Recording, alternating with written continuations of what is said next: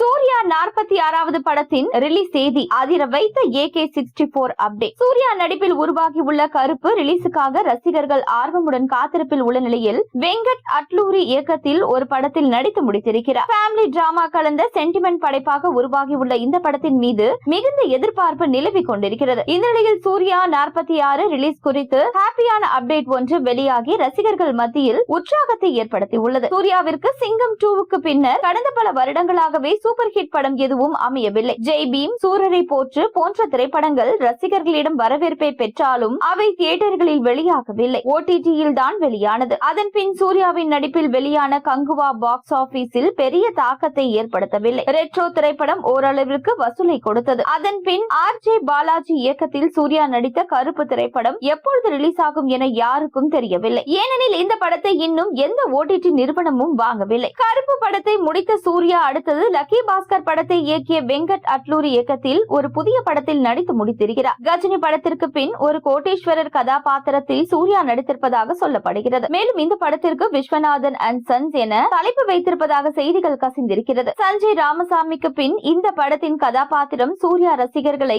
மிகவும் கவரும் என தெரிகின்றது. இந்த படத்தினை வரும் ஜூலை மாதத்தில் வெளியிடுவதற்கு திட்டமிடப்பட்டுள்ளதாக தகவல்கள் கிடைத்துள்ளன. சூர்யாவின் கருப்பு ஏப்ரலில் ரிலீஸ் ஆக உள்ளதாக கூறப்படும் நிலையில் அதனைத் தொடர்ந்து ஜூலை மாதத்தில் வெங்கி அட்லூரி இயக்கத்தில் உருவாகியுள்ள படம் வெளியாக உள்ளதாக சினிமா வட்டாரங்கள் தெரிவிக்கின்றன.